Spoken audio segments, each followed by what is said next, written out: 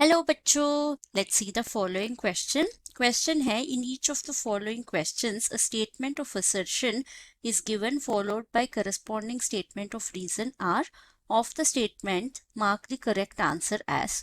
हमारे पास चार ऑप्शंस है। Option A, if both A and R true and R is the correct explanation of ए।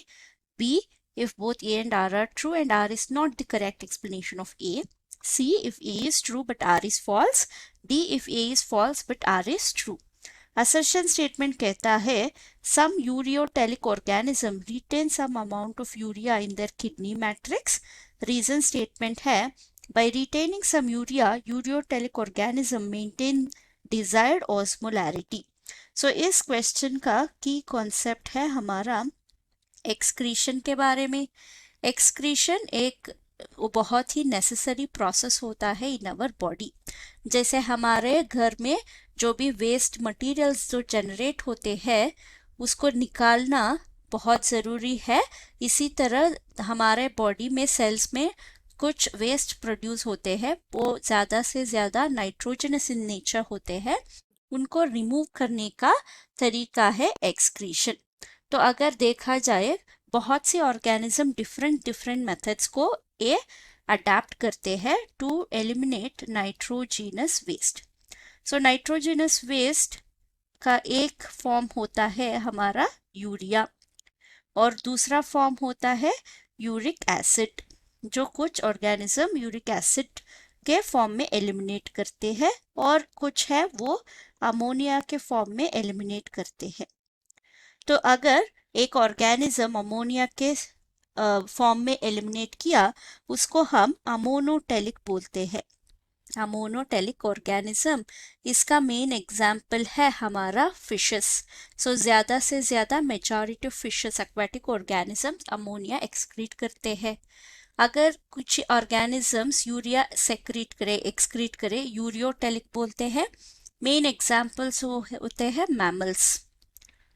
और तीसरा है यूरिक एसिड, इनको हम यूरिकोटेलिक ऑर्गेनिजम्स बोलते हैं।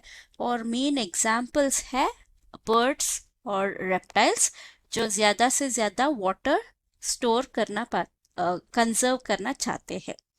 तो अगर इस क्वेश्चन में देखा जाए हम यूरियोटेलिक के बारे में बात कर रहे हैं यानी मैमल्स में हम ह्यूमंस का एग्जाम्पल भी ले सकते हैं। सो ह्यूमंस में एक्सक्रीटरी सिस्टम में मेन जो है वो है किडनी का दो फंक्शंस होते हैं। एक है रिमूवल ऑफ नाइट्रोजनस वेस्ट, तो है removes nitrogenous waste. Nitrogenous waste का फॉर्म क्या है, यहाँ पे यूरिया होता है। सो नाइट्रोजनस वेस्ट में यूरिया के अलावा भी और भी कंपाउंड्स होते हैं, यानी एग्जाम्पल क्रिएटिनिन हो सकता है, कुछ अमीनो एसिड्स हम एक्सक्रीट कर सकते हैं, अमीनो एसिड एक्सेट्रा। और दूसरा फंक्शन है ऑस्मो रेगुलेशन, जो हमारा बॉडी में सॉल्ट और वाटर का बैलेंस बना के रखता है। तो अगर हमारा बॉडी में वाटर का अमाउंट ज़्यादा हो गया तो क्या होगा, ये हमारा किडनी जो है वो सॉल्ट को रीअब्सॉर्ब कर लेगा। तो if more water is there in body compare to salt, यानी सॉल्ट का कमी है। सो अगर हम वापस से लिख देते हैं प्रॉपरली, इफ आयोन्स और लेस, तो ये क्या करेगा, हमारा ब्लड में आयोन्स लेस है तो किडनी रीअब्सॉर्ब कर लेगा आयोन्स को वापस into the blood. So if water का कमी है, if H2O is less, blood volume low हो जाएगा तो हमारा ब्लड प्रेशर पे अफेक्ट कर सकता है, तो ये रीअब्सॉर्ब कर लेगा वाटर। इसी तरह किडनी का मैट्रिक्स में कुछ अमाउंट ऑफ यूरिया को हम स्टोर करके रखते हैं टू मेंटेन ऑस्मोलैरिटी।